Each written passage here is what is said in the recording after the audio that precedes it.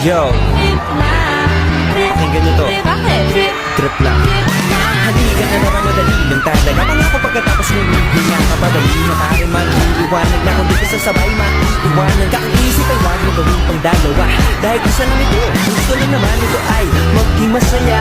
Para di ka mabato ay iwasan mo. Ito pananatiling sa isang lugar, ito ko'y sabihin ay huwag ka papasakop. Sa takot, huwag ka papasakop. Kapag nangati, di ka, ito isipin mo.